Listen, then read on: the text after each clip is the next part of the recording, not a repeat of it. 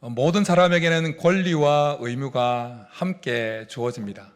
권리만 주어지는 것도 아니고 의무만 주어지는 것도 아닙니다. 권리와 의무가 동시에 주어집니다. 그런데 대부분의 사람들이 권리를 좋아합니까? 의무를 좋아합니까? 권리를 좋아합니다. 자기가 누릴 수 있는 권리가 무엇인지에 더 관심을 가집니다. 그리고 자기가 감당해야 될 의무에 대해서는 별로 생각하고 싶어 하지 아니합니다. 목회자 3호 신문이라는 신문이 있는데 그 신문에 실린 어느 아버지 상속 이야기가 있습니다. 한 아버지가 5남매를 열심히 키워서 대학까지 다 보내고 시집장가를 다 보내었습니다. 그리고 이제 다 보냈으니까 이제는 좀 한결 좀 편안한 마음으로 지내야겠다 생각했는데 몸이 아프기 시작합니다. 꼭 인생이 그렇잖아요. 그래서 5남매를 불러 모읍니다. 며느리도 부르고 사위도 다 불러 모았습니다. 그리고 그들에게 이렇게 이야기를 했다고 합니다.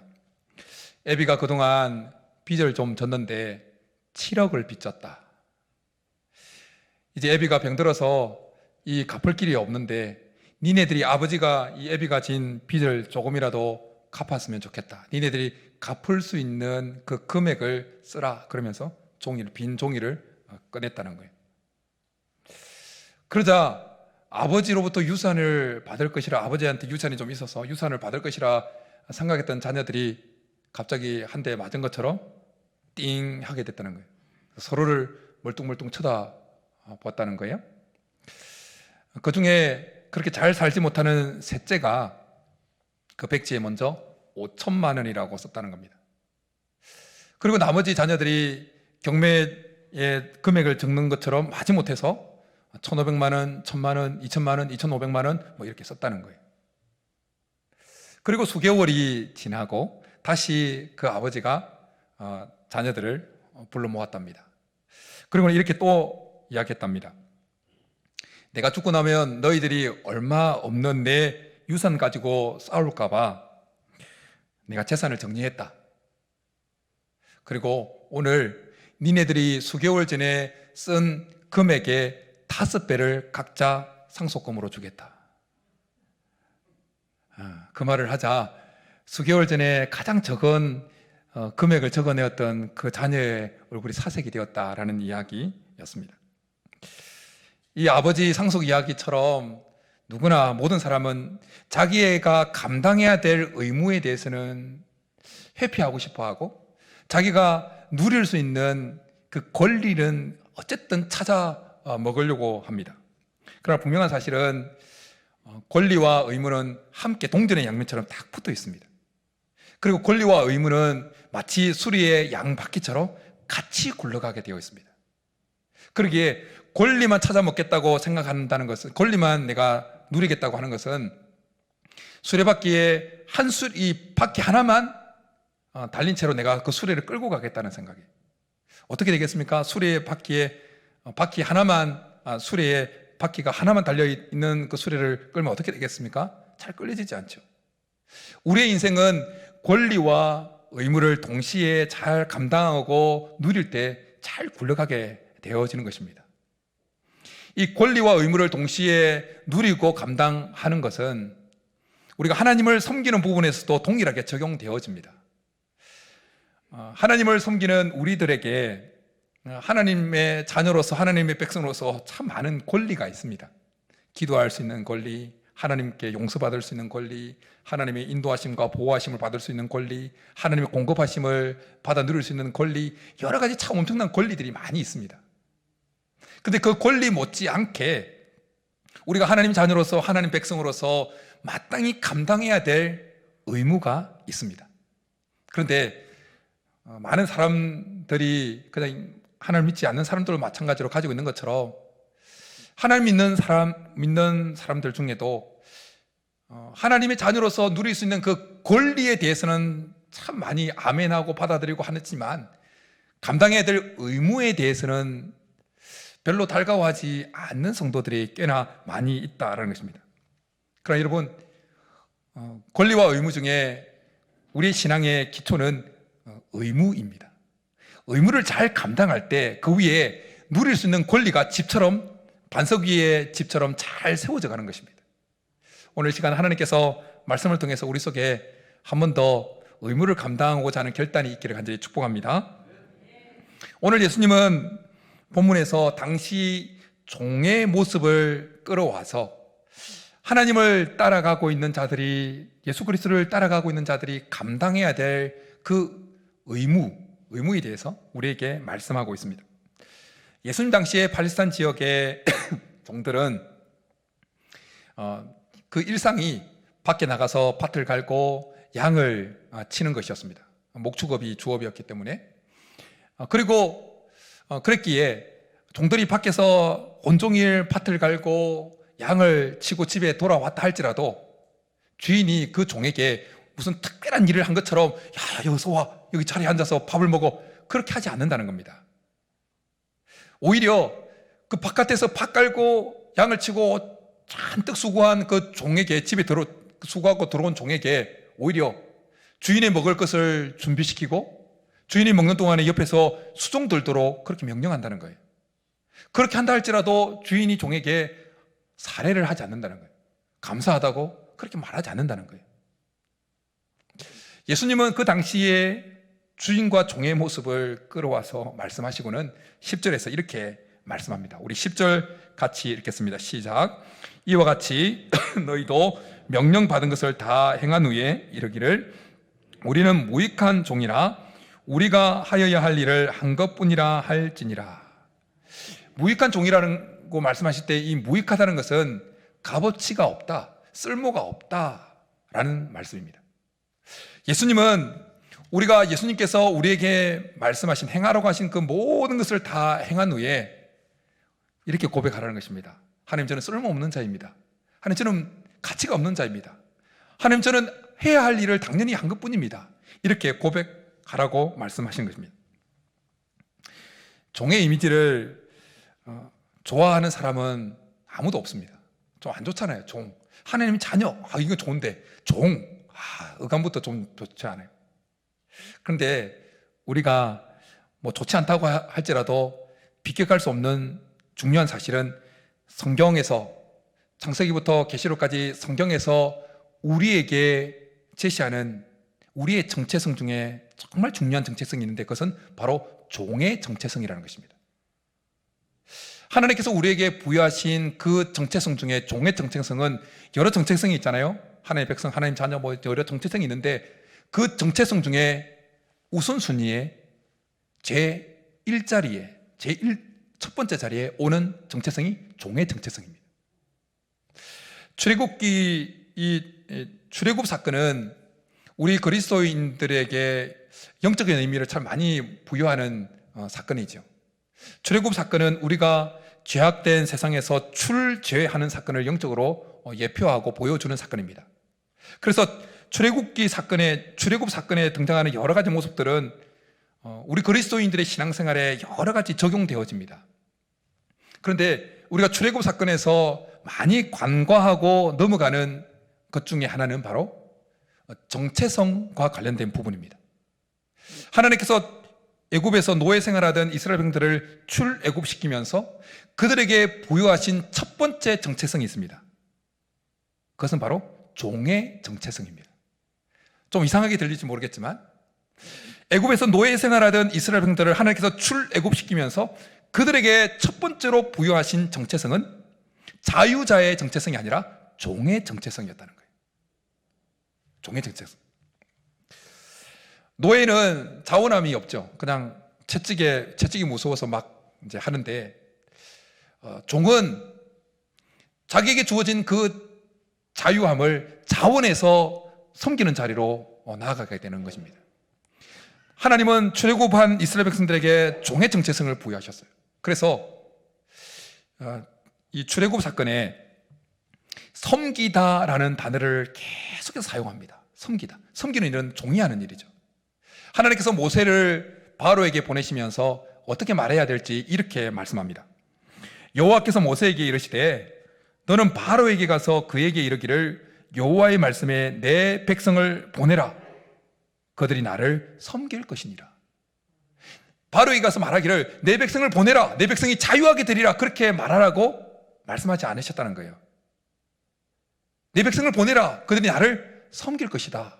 그렇게 말하라고 하나님 바로 이 모세에게 말씀하셨다는 거예요. 그래서 모세는 바로에게 가서 첫 번째 재앙을 내리기 전에 이 바로에게 가서 내 백성을 보내라. 하나님을 섬길 것이다.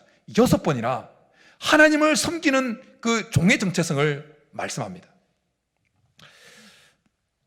그런가 하면 바로의 신하들은 하나님께 내린 그 재앙에 너무 지쳐가지고 바로에게 찾아가서 이렇게 간구를 해요.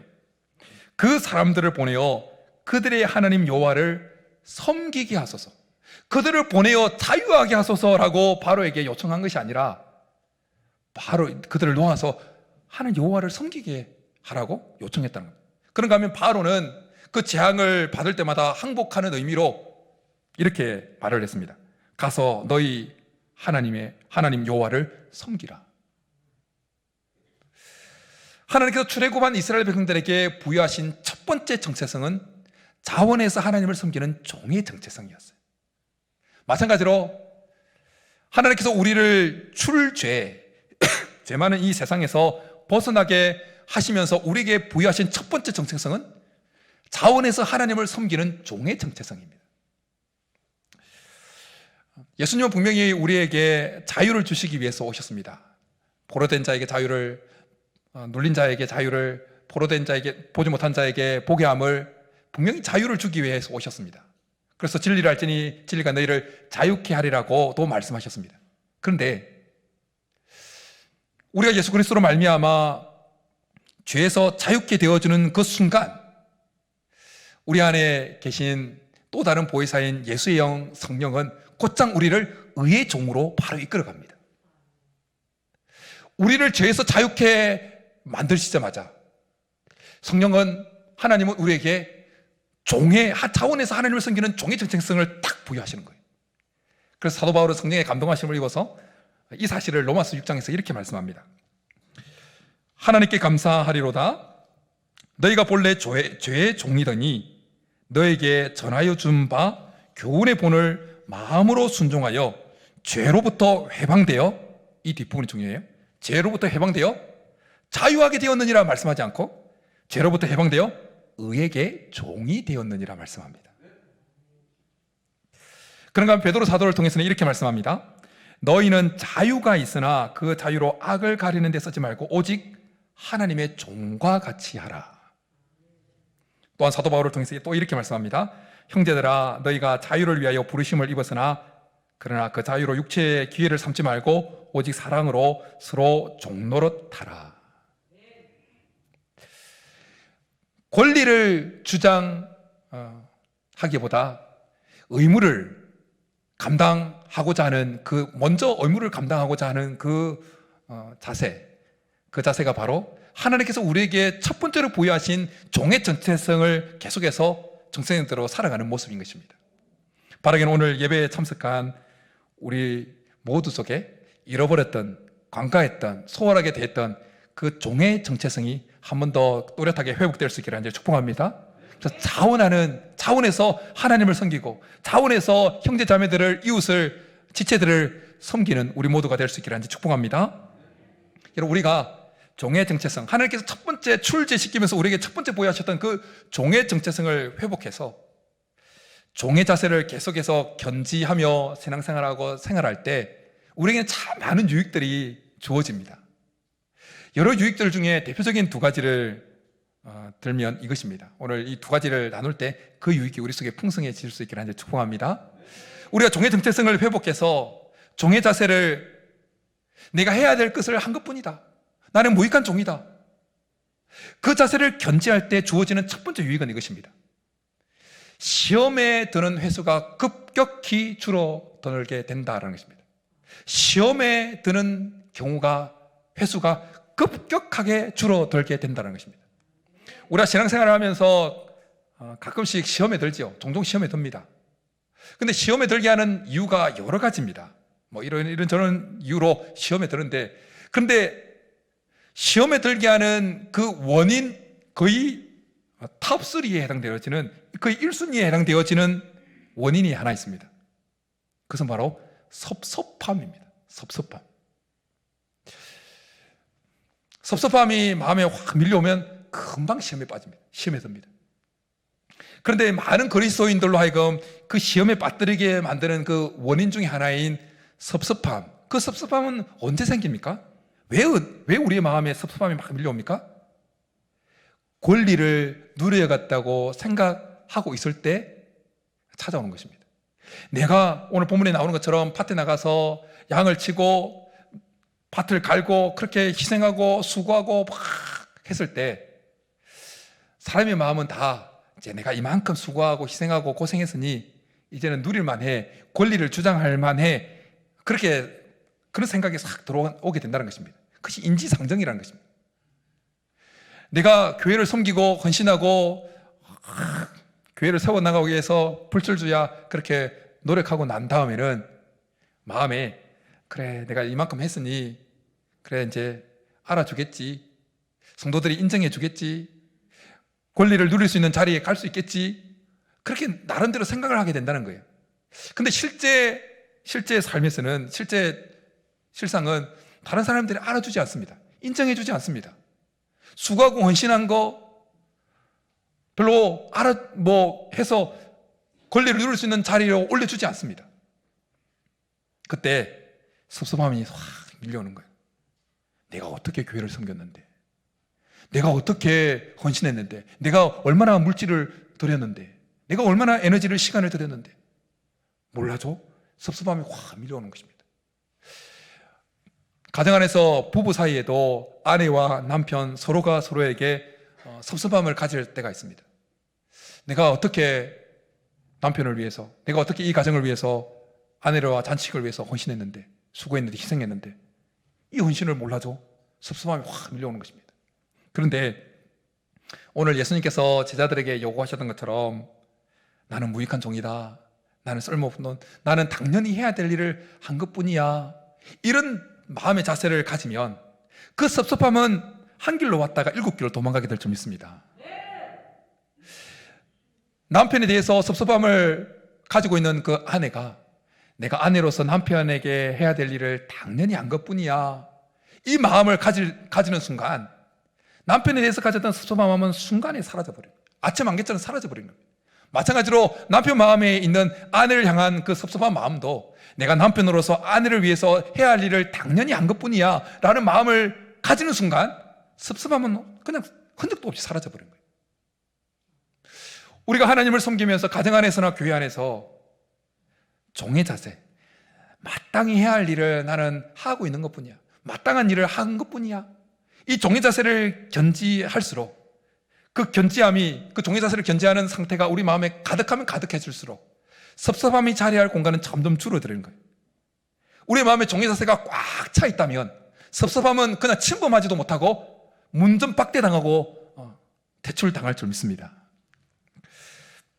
바울은 예수 그리스도의 복음을 증거하면서 참 많은 고난을 당합니다. 우리 잘 알고 있는 대로 바울이 고린도후서 11장에서 본인이 이 복음을 전하면서 어떤 고난을 당했는지 구구절절히 언급하잖아요. 강도의 위험과 동족의 위험과 죽을 고생하고 살 소망까지 잃어버리고, 그렇게 하면서 소아시아 지역에 여러 교회를 개척하고 든든히 세웠습니다. 그런데 사도 바울이 개척한 그 교회들이 사도 바울을 무시합니다. 사도 바울의 사도권에 도전합니다. 인정하지 않습니다. 뒤에서 험담합니다. 그런 힘이 있는 것 같은데 말에는 힘이 없어, 말에는 졸하다, 뒷담화를 막 깐 것입니다.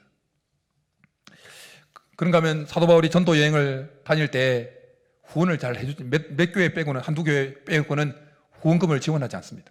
그래서 텐트 메이커를 자비량으로 하죠. 그랬으니 사도 바울이 개척한 교회들을 목회하면서 본인이 섭섭해할 수 있는 상황들이 얼마나 많았겠습니까? 내가 이만큼 수고하고 이만큼 헌신하고 내 몸을 불태워서 그렇게 교회를 세웠는데, 아니 교회가 나한테 이렇게 섭섭해할 수 있는 상황이 엄청 많았습니다. 그런데 사도 바울은 그런 모든 섭섭해할 수 있는 상황들을 다 이겨냅니다. 사도 바울이 섭섭해할 수 있는 그 모든 상황들을 이겨낼 수 있었던 비결 중에 하나는 종의 자세를 견지한 것입니다. 사도 바울은 계속해서 어떤 상황 속에서도 마땅히 해야 될 일을 한 것뿐이야. 이런 종의 자세를 계속해서 견지했습니다. 그래서 고린도전서 9장에서 이런 고백을 합니다. 내가 복음을 전할지라도 자랑할 것이 없으면 내가 부득불할 일임이라. 부득불할 일임이라는 것이 무슨 뜻입니까? 마땅히 해야 할 일임이라는 것이. 내가 마땅히 해야 할 일을 한 것뿐인데 무슨 내가 뭐 대우를 못 받는다고, 내가 지원을 못 받는다고, 알아주지 않는다고, 내가 뭐 이런 자세였던 거예요. 바울은 오늘 예수님께서 10절에서 이와 같이 너희도 명령받은 것을 다 행한 후에 이르기를 우리는 무익한 종이라 우리가 하여야 할 일을 한 것뿐이라 할지니라 라고 말씀하신 그대로 그렇게 고백하면서 종의 자세를 견지했다는 것입니다. 이 고백 후에 바울은 권리와 의무 중에 본인이 권리를 주장하기보다는 의무를 더 언제나 생각하고 있다는 사실을 이런 고백을 통해서 드러냅니다. 그런즉 내 상이 무엇이냐? 내가 복음을 전할 때에 값없이 전하고 복음으로 말미암아 내게 있는 권리를 다 쓰지 아니하는 이것이로다. 내가 모든 사람에게 자유로우나 스스로 모든 사람에게 종이 된 것은 더 많은 사람을 얻고자 함이라. 바울은 항상 자기가 누릴 수 있는 권리보다 자기가 감당해야 될 그 의무를 늘 먼저 생각했습니다. 그리고 종의 자세를 언제나 견지했습니다. 그러기에 그는 시험 들 만한 수많은 상황 속에서도 섭섭함의 노예가 되지 않냐고 오히려 자원해서 하나님을 섬기는 그 종으로서 계속해서 복음을 전하는 인생을 살아갈 수 있었다는 것입니다. 저는 오늘 예배에 참석한 우리 속에 종의 정체성이 회복되어지고 종의 자세를 견지하고자 하는 결단이 있기를 간절히 축복합니다. 그래서 섭섭해할 수 있는 수많은 어떤 상황을 만난다 할지라도 내가 해야 될 것을 한 것뿐이야. 이런 종의 자세를 견지함으로 우리 안에 섭섭함은 떠나가고 하나님을 자원해서 섬기는 이 종의 자세가 계속해서 유지될 수 있기를 간절히 축복합니다. 우리가 종의 정체성을 회복하고 종의 자세를 견지할 때 우리에게 주어지는 두 번째 큰 유익은 이것입니다. 하나님께서 하나님의 큰 역사를 이루어 나가실 때 그 하나님의 도구와 통로로 쓰임받게 되어진다라는 것입니다. 여러분, 하나님께 쓰임받는 것만큼 영광스러운 일이 어디 있겠습니까? 지금 새로운 정부가 바뀌어서 이제 뭐 대통령 이렇게 인수위원회 들어가고 이렇게 발표되잖아요. 한 나라의 대통령으로 뽑힌 사람에게 쓰임 받아도 그것이 참 영광인데, 가문의 영광이잖아요. 그런데 천지를 주관하시고 온 인류의 주인 되시는 하나님께 쓰임 받는다. 그만큼 영광스러운 인생이 어디 있겠습니까? 그런데 하나님께서 어떤 인생을 하나님 역사를 이루는 도구로 통로로 사용하시느냐면 저는 해야 할 일을 한 것뿐입니다. 종의 자세를 견지하는 사람을 들어서 하나님이 그 역사를 이루어 가신다는 것입니다. 고개 빳빳하게 어느 정도 헌신하고 난 다음에 나 헌신했으니까 이제 난 좀 누려야 돼. 헌신한 거 내 찾아 먹어야 돼. 그런 자세를 가지고 있는 사람을 하나님은 사용하지 않으십니다. 하나님께서 이루신 이 지구상을 향한, 우리 인류를 향한 하나님께서 이루신 역사들 가운데 최고로 큰 역사를 꼽으라고 하면 무엇이겠습니까? 죄인된 우리를 구원하시는 구원의 역사입니다. 대속의 역사입니다. 근데 그 구원의 역사를 하나님은 누구를 통해서 이루십니까? 아들 되신 예수 그리스도를 통해서 이루십니다. 사도 바울은 빌립보서 2장에서 하나님께 쓰임받았던 그 예수님에 대해서 성령 감동을 입어서 이렇게 소개하고 있습니다. 너희 안에 이 마음을 품으라. 곧 그리스도 예수의 마음이니 그는 근본 하나님의 본체시나 하나님과 동등됨을 취할 것으로 여기지 아니하시고 오히려 자기를 비워 종의 형체를 가지사 사람들 같이 되셨고 사람의 모양으로 나타나사 자기를 낮추시고 죽기까지 복종하셨으니 곧 십자가에 죽으심이라. 예수님은 인류 구원을 위해서 인간의 몸을 입고 이 땅에 오시면서 왕의 모습을 취하고 오시지 않으셨습니다. 하나님의 모습을 취하고 오시지 않으셨습니다. 주인의 모습을 취하고 오시지 않으셨습니다. 충분히 그렇게 오실 수도 있었습니다. 그런데 어떤 모습을 취하셨다고요? 종의 형체를 취하고 오셨다는 거예요. 종의 형체를 취하고 오셨을 뿐만 아니라 이 땅에 오셔서 종의 형체를 입으시고는 하나님께서 맡기신 사역을 감당하시는 동안에 계속해서 아버지 하나님을 향하여 종의 자세를 견지하시면서 사역을 감당하셨어요. 그렇게 하나님은 이 땅에 오신 종의 형체를 입고 오셔서 종의 자세를 견지하신 그 아들 예수 그리스도를 통해서 하나님의 그 구원의 계획, 인류를 구원하시고자 하는 그 원대한 계획을 다 온전하게 성취하셨다라는 것입니다. 오늘 예수님께서 제자들에게 10절에서 말씀하신 이와 같이 너희도 명령받은 것을 다 행한 후에 이르기를 우리는 무익한 종이라 우리가 하여야 할 일을 한 것뿐이다 할지니라 라는 이 10절의 말씀은 사실 종의 형체를 가지고 이 땅에 오셔서 종의 자세를 견지하셨던 예수 그리스도의 그 삶을 그대로 보여주는 구절입니다. 성경에서 하나님의 역사를 이루는 도구로 통로로 쓰임받은 모든 이들은 다 종으로 불림받았습니다. 여호와의 종 모세, 여호와의 종 아론, 여호와의 종 눈의 아들 여호수아, 내 종 선지자, 나의 종 이사야. 그렇게 하나님의 도구로 하나님의 역사를 이루는, 큰 역사를 이루는 그 도구로 통로로 쓰임받은 자들에게 하나님께서 붙이는 그 호칭이 뭐냐? 종이었다는 거예요. 종. 성경에 이름이 붙여져 있는 종도 있지만 더 많은 이름 없는 무명의 종들을 통해서 하나님은 인류 역사 속에 하나님께서 이루시고자 하는 수많은 역사들을 이루셨다는 것입니다. 마태복음 8장에 보면 중풍병에 걸린 한 백부장의 하인이 예수님으로부터 고침을 받는 사건이 등장하고 있습니다. 예수님께서 이 치유의 역사를 이루실 때 그 치유 역사가 일어나도록 만드는 통로로 도구로 쓰임받은 자는 백부장이었습니다. 백부장은 계속해서 예수님께 종의 자세를 견지했습니다. 예수님께서 가버나움에 들어가셨을 때 백부장이 자신의 집에 있는 하인이 중풍병을 걸려서 몹시 괴로워한다는 사실을 예수님께 알리면서 간구합니다. 그때 예수님께서 그러면 내가 가서 고쳐주리라 그렇게 대답을 해줍니다. 그러자 백부장이 손살을 치면서 아닙니다. 제 집에 들어옴을 제가 감당할 수가 없습니다. 저희 집에도 제 밑에도 군사가 있는데 가라고 하면 가고 오라면 옵니다. 종들어 하라고 하면 이것을 하라고 하면 합니다. 그렇게 고백을 합니다. 백부장의 대답 속에서 알 수 있는 것은 백부장이 계속해서 예수님 앞에서 종의 자세를 계속해서 견지하고 있다는 겁니다. 예수님은 이 백부장의 이야기를 들으시고 놀라셨다고 성경이 기록하고 있습니다. 그러고는 이렇게 말씀합니다. 가라, 내 믿음대로 될지어다 하시니 그대로 하인이 나았다고 성경은 기록하고 있습니다. 하나님의 역사는 종의 자세를 견지하는 자를 통해서 오늘도 일어나고 있는 것입니다. 오래전 영국에서 국가의 허가를 받지 않고 설교하는 자는 무조건 벌을 받는다라는 조항이 있었다고 합니다.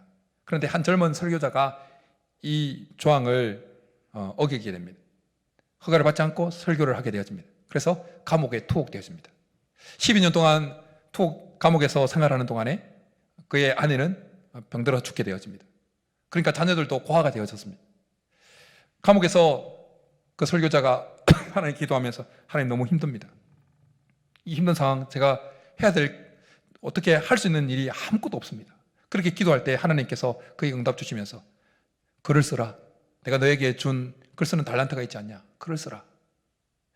불평할 만한데 이런 상황 속에서 제가 어떻게 글을 씁니까? 불평할 만한데 종의 자세를 견지하면서 예 알겠습니다. 그래서 기도하면서 어떤 한 그리스도인이 이 땅에서 천국을 향해서 가는 여정을 쭉 글로 썼습니다. 그것이 바로 그 유명한 존 번연의 철로 역정입니다. 성경 다음으로 많이 팔리고 읽혔다고 말해지는 존 번연의 철로 역정. 그 철로 역정을 통해서 많은 그리스도인들이 믿음의 도전을 받고 믿음의 길에서 탈선했다가 다시 돌아오고 천국의 마지막 오린지점까지 가게 만드는 하나님의 역사들이 많이 일어났었습니다. 하나님은 감옥에 갇혔지만 그 감옥 속에서조차도 여전히 하나님을 향하여 종의 자세를 견지했던 그 한 사람 존 번연을 통해서 하나님께서 이 땅에 이루시고자 하는 수많은 역사들을 이루게 하셨다라는 것입니다. 하나님은 오늘도 마땅히 해야 할 일을 한 것뿐입니다 라는 이 종의 자세를 견지하는 사람들을 통해서 역사들을 이루어 나가고 계십니다. 바라기는 오늘 예배를 드리는 우리 모두 속에 종의 정체성이 회복되어지고 해야 될 일을 한 것뿐입니다 라는 이 자세를 계속해서 견지해서 우리를 통해서 하나님의 큰 역사들이 일어날 수 있기를 간절히 축복합니다. 뿐만 아니라 그 종의 자세를 견지함으로 섭섭해할 수 있는 모든 그 상황 속에서도 어떤 섭섭함도 우리의 마음에 한 곳도 차지하지 못하고 언제나 승리하는 저와 여러분이 이룰 수 있기를 주님의 이름으로 축복합니다. 우리 말씀 생각하면서 주님 말씀하시면 내가 나아가겠습니다. 종의 정체성을 회복하고 종의 자세를 견지하겠다는 결단을 우리 찬양하고 기도하며 나가겠습니다.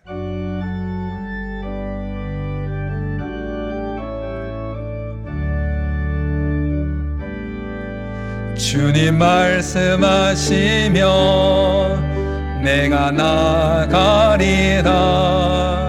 주님 뜻이 아니면 내가 멈춰서리다.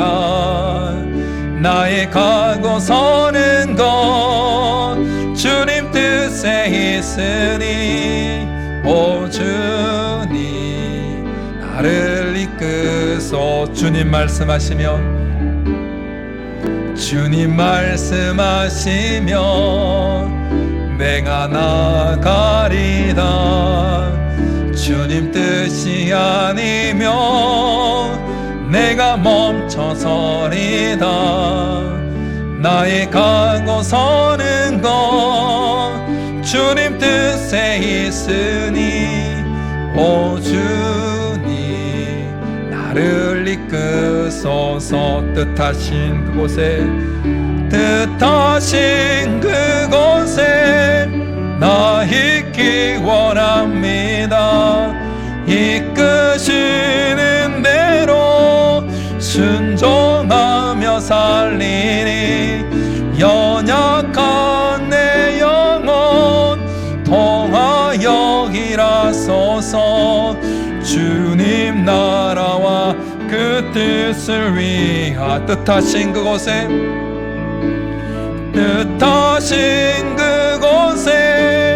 나 있기 원합니다.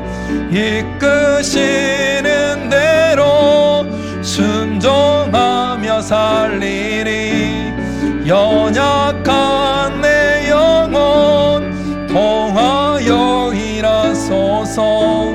주님 나라와 그 뜻을 위하여 오 주님 나를 이끄소. 오 주님 나를 이끄소서. 오 주님 나를 이끄소서. 이제 우리 말씀 생각하면서 같이 기도하며 나가겠습니다. 섭섭함은 권리를 주장하려고 할 때, 권리를 누리려고 할 때 찾아옵니다. 그러나 마땅히 해야 될 일, 당연히 해야 할 일을 한 것뿐이라고 생각하는 그 종의 자세를 견지하는 이의 마음속에는 섭섭함은 한 길로 왔다가 7길로 도망가고, 섭섭함의 노예가 아니라 자원에서 하나님을 계속해서 섬기고자 하는 하나님의 종으로 계속해서 쓰임받으면서 종의 자세를 견지하는 자를 통해서 하나님의 큰 역사들이 계속해서 이루어지는 것입니다. 이 시간 우리가 말씀을 생각하면서 하나님, 우리 속에 생각하지 못했고 마음 저 구석에 그냥 내버려졌던 종의 정체성이 다시 회복되게 하시고, 수고할수록, 희생할수록, 헌신할수록 마땅히 해야 될 일을 한 것뿐이다 라는 그 종의 자세가 우리 속에 늘 살아있어서 그 견지에서 어떤 상황 속에서도 승리하고 하나님의 역사를 이루어드리는 통로로 도구로 쓰임받는 우리가 되게 도와달라고 우리 말씀 생각하면서 주여 한번 부르고 기도 나가겠습니다. 주여. 살아계신 하나님 아버지, 우리가 헌신할수록, 더 많이 수고할수록, 더 희생할수록 하나님 우리 속에 우리가 해야 될 일을 당연히 한 것뿐입니다. 이 고백이 있는 종의 자세가 계속 견지될 수 있도록 은혜를 베풀어 주옵소서. 하나님, 우리가 마땅히 해야 될 일을 한 것뿐이다라고 생각하고 그 종의 정체성을 회복하고 종의 자세를 견지함으로 하나님 권리를 주장함으로 찾아오는 그 하나님의 섭섭함이 자리할 곳이 우리 속에는 전혀 없는, 그래서 섭섭함의 노예가 아니라 자원에서 하나님을 계속해서 섬기고자 하는 하나님의 종으로 계속해서 붙들려 살아가게 도와주옵시고, 하나님 그 종의 자세를 견지하는 우리를 통해서 하나님께서 이루시고자 하는 그 큰 놀라운 역사들이 계속해서 이루어질 수 있도록 하나님의 통로로, 하나님의 도구로 쓰임받는 복된 인생들 되도록 주님 우리 속에 종의 자세를 견지할 수 있는 은혜를 베풀어 주옵소서. 이번 한 주도, 아니 주님 앞에 서는 그날까지 종의 자세를 견지해서 귀하게 하나님 도구로, 하나님 통로로 쓰임받는 우리가 될 수 있도록 주께서 역사하여 주옵소서. 은혜를 베풀어 주옵소서. 축복드립니다. 살아계신 하나님, 우리가 가정 안에서나 교회 안에서 헌신할수록, 희생할수록, 더 많이 수고할수록 우리가 하여야 할 일을 한 것뿐이다 라는 이 종의 자세를 계속해서 견지할 수 있도록 은혜를 베풀어 주옵소서.